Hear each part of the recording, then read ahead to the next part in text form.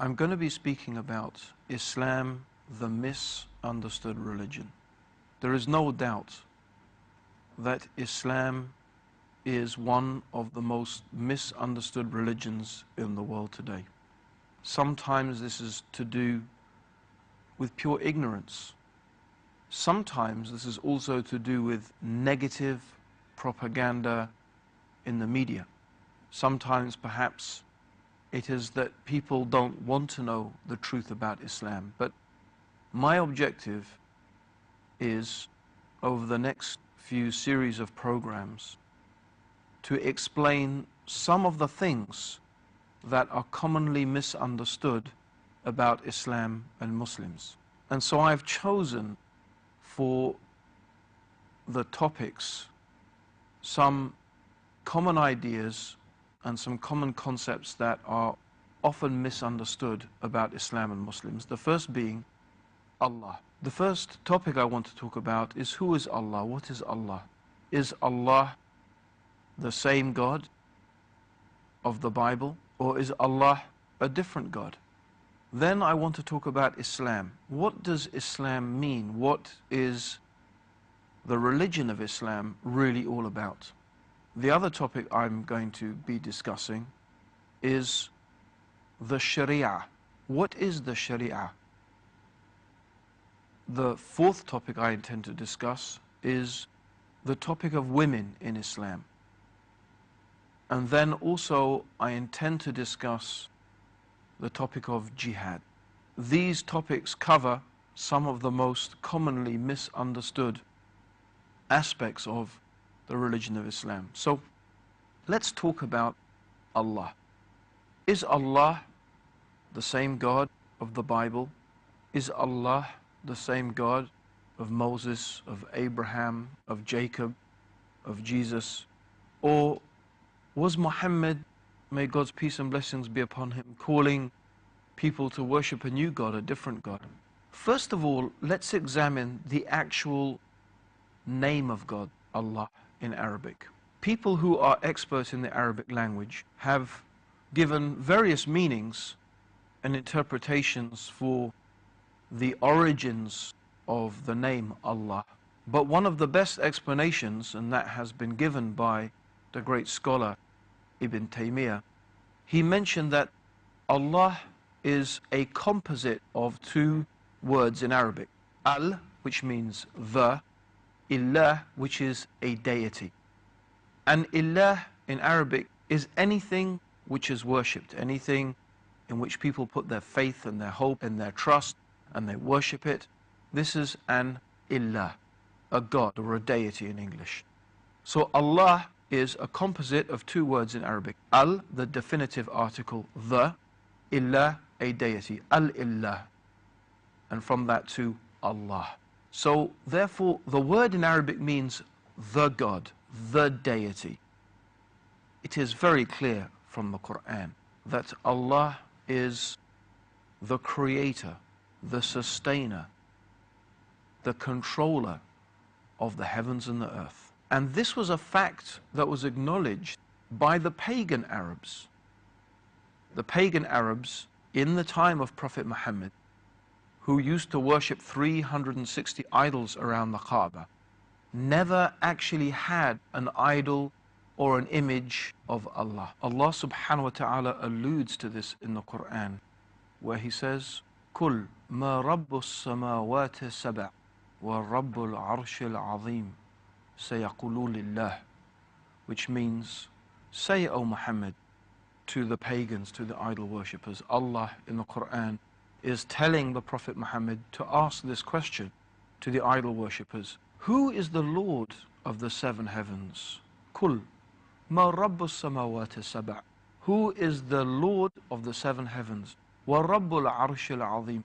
And who is the Lord of the glorious throne? Sayaqulu lillah. They will say it is Allah. In other words, the pagan Arabs knew that Allah was the Lord of the seven heavens, that Allah was the Lord of the glorious throne. In other places in the Quran, Allah subhanahu wa ta'ala asks the Prophet Muhammad to require of the pagan idol worshippers similar questions. For example, who sends down the rain from the sky? Who causes the crops to grow? Who causes that which is living to die and brings that which is dead back to life? In all of those instances, it is said in the Quran, سَيَقُولِ They will say it is Allah. In other words, the pagan Arabs recognized that Allah was the Lord, the Rabb, that He was the creator, the sustainer, that He caused the rain to fall, the crops to grow. He gave life and caused death. So this is a fact that the pagan Arabs knew and they recognized. Similarly, Jewish Arabs or Jews who were living in Arabia at the time, and Christians until today who speak Arabic refer to God as Allah. If one is to open the Bible, which is written in Arabic, then you will find that the Bible in Arabic also refers to God as Allah. In fact, the very word Allah is very similar to the words used in Hebrew, which of course is the original Mosaic language, and Aramaic, which most scholars agree was the language of Jesus. Then we find that various words are used for God in Hebrew, including El, Elo, Allah, Elohim. All of these bear a striking similarity to the Arabic word for the Creator, Allah. The Aramaic word for God is almost exactly similar to the Arabic. The Aramaic term, and this is the language that was supposed to, or scholars believe that was used by Jesus, is Allah. Almost exactly the same as the Arabic term Allah. So this is not surprising, in fact, because both Hebrew and Aramaic are Semitic languages. And Hebrew and Aramaic and Arabic are, in fact, very similar languages. So therefore, both in terms of the actual name of God, Allah, and of course, more importantly, the concept of God, the idea that Allah, the Creator, the God, is a transcendent being, that God is different and distinct from the creation. God is the one who has brought the universe into existence, who has created it, who sustains it, who knows all and hears all, and who guides all things within this universe to what is good for them and to what is best for them. This concept, therefore, of God, of Allah, of the Creator, is also the same concept that is shared by Judaism and by Christianity. And indeed many other religions also have, in different ways and in different respects, a similar basic fundamental concept of a supreme transcendent being who has brought all things into existence and sustains them and maintains them. So this is a fact that the pagan Arabs knew and they recognized. Similarly, Jewish Arabs or Jews who were living in Arabia at the time, and Christians until today who speak Arabic refer to God as Allah. If one is to open the Bible, which is written in Arabic, then you will find that the Bible in Arabic also refers to God as Allah. In fact, the very word Allah is very similar to the words used in Hebrew, which of course is the original Mosaic language, and Aramaic, which most scholars agree was the language of Jesus. Then we find that various words are used for God in Hebrew, including El, Elo, Allah, Elohim. All of these bear a striking similarity to the Arabic word for the Creator, Allah. The Aramaic word for God is almost exactly similar to the Arabic. The Aramaic term, and this is the language that was supposed to, or scholars believe that was used by Jesus, is Allah. Almost exactly the same as the Arabic term Allah. So This is not surprising, in fact, because both Hebrew and Aramaic are Semitic languages. And Hebrew and Aramaic and Arabic are, in fact, very similar languages. So therefore, both in terms of the actual name of God, Allah, and of course, more importantly, the concept of God, the idea that Allah, the Creator, the God, is a transcendent being, that God is different and distinct from the creation. God is the one who has brought the universe into existence, who has created it, who sustains it, who knows all and hears all, and who guides all things within this universe to what is good for them and to what is best for them. This concept, therefore, of God, of Allah, of the Creator, is also the same concept that is shared by Judaism and by Christianity. And indeed many other religions also have, in different ways and in different respects, a similar basic fundamental concept of a supreme transcendent being who has brought all things into existence and sustains them and maintains them. The Quran sums up this belief in God in a very beautiful surah, a very beautiful chapter of the Quran called Surah Al-Ikhlas. And Surah Al-Ikhlas goes like this: Qul huwa Allahu ahad, Allahu samad, lam yalid wa lam yulad, wa lam yakul lahu kufuwan ahad. Which means, say, He is Allah, the One. The term ahad in Arabic means one and alone. This negates any concept that someone or something shares in the divinity of God, shares with God's complete power and control over all things. So God is alone. Ahad means not only one but alone. And Allahu Samad, which means Allah is As-Samad. As-Samad means that Allah is the one upon whom all things depend. Everything depends upon Allah. Every atom of the universe, every creature, every object, animate and inanimate, depends completely and entirely upon Allah, while Allah depends upon nothing. Allah is in fact completely self-sufficient and free from all wants and free from all needs. This is all understood in the term As-Samad. Lam Yalid, which means that God is not begotten. No one has given birth to God. God is not the son or the daughter or the child of anyone or anything. This is emphasizing and making clear that Allah is distinct and separate and different from the creation. Walam yulad. And also Allah is not the begetter. Allah is not the begetter, nor is He the begotten. Lam yalid, God is not the begetter, walam yulad, and nor is He begotten.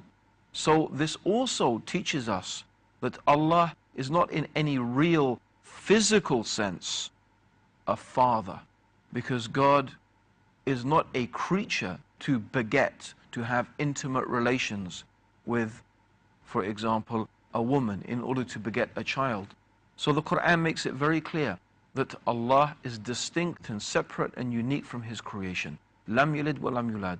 And finally, this brief chapter of the Quran concludes, wa lam yakul lahu kufuwan ahad. And there is nothing that can be likened unto Allah. Whatever we can imagine, whatever image that we could put into our head, Allah is not like that. Allah is not like any created thing. Allah is not like the moon. Allah is not like the sun. God, Allah, is not like a human being or like an animal. Allah is not like an existing created thing, nor is Allah a combination of created things, because some people may imagine that God is a combination of created things, maybe with the body of a human, the legs of an animal, the head of another animal. No, Allah is not like a created thing or a combination of created things. And since the only things that a human being can actually imagine, the only things that we can actually imagine are created things. We can only ever imagine in our heads and envisage something either that exists in reality, for example, say, like a lion or a rat or the sun or the moon. We can envisage these things that actually do exist, or sometimes human beings can create images that are, or ideas of creatures or things that don't actually exist, but they are in fact a combination of things that do already exist. But Allah is not a created thing. Allah does not look like any created thing. Allah is unique. In fact, to even imagine that Allah, to even imagine that the Creator, to even imagine that God is like a created thing is an insult to God. It is an insult to God. I'm sure no one of us would like to be called a piece of dirt. No one of us would like to be called an insect, a cockroach, a rat. None of us would like to be referred to in these terms.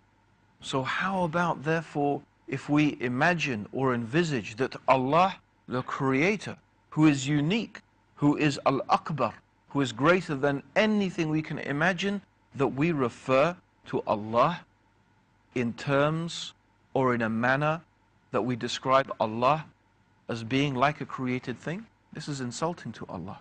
This is insulting to the Creator.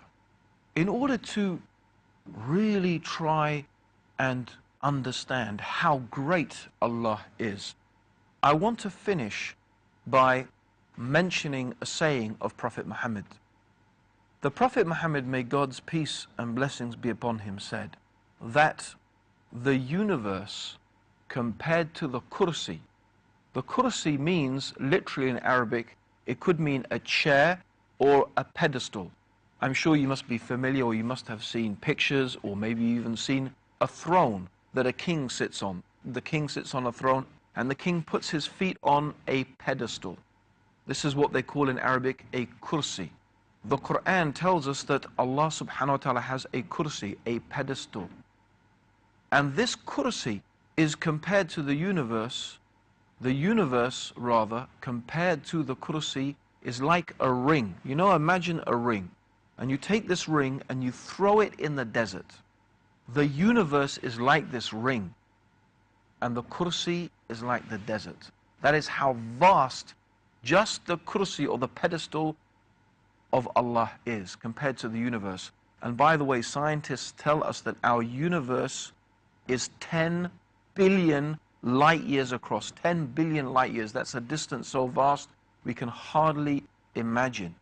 So for us the universe is huge, but in reality it is like a ring thrown in the desert compared to the kursi. And the kursi is like a ring thrown in the desert compared to the throne of God, the arsh or the throne of God. So that means our universe is like an infinitesimally small speck compared to the throne of God.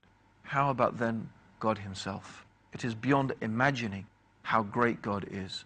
And if we understand this fact, if we understand this truth, then we must also understand why it is insulting to Allah that we should refer to the great, wise and powerful Creator of the heavens and the earth as being like or compared to or similar to some created being.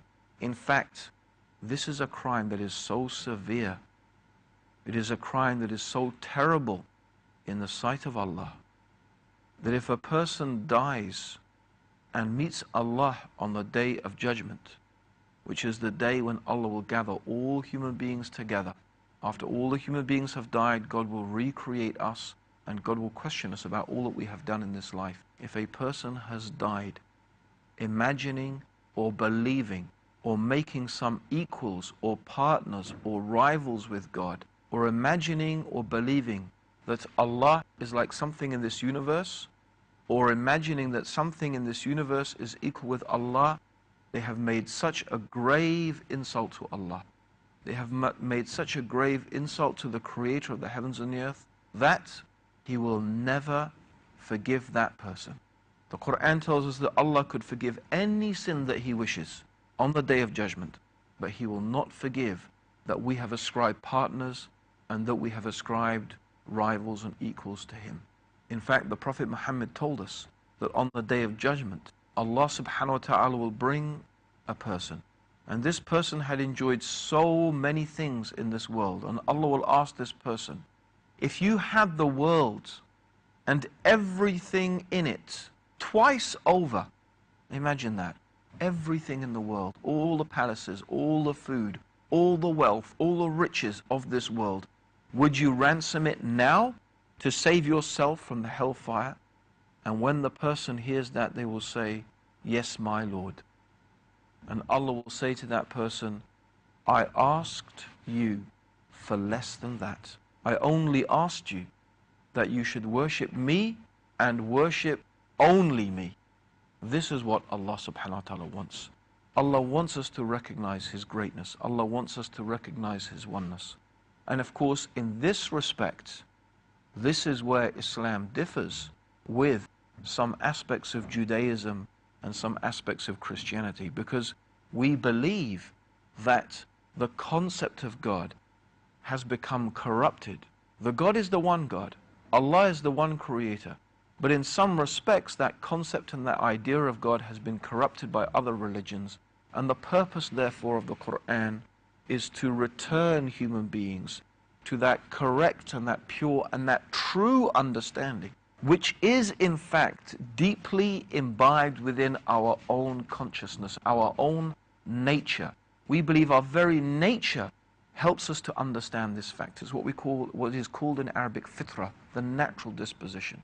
And that is why in times of trouble, in times of distress, when we really think everything is going to fail us, then that is the moment that we remember God and we call upon God completely, believing in only the Creator is going to help us and going to save us.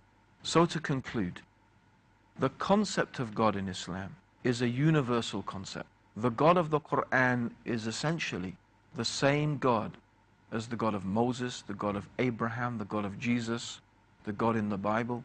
And in fact, Allah is the same God that is universally recognized by human beings all over the world. Allahumma salli ala Muhammadin wa ala alihi wa sahbihi wa sallam.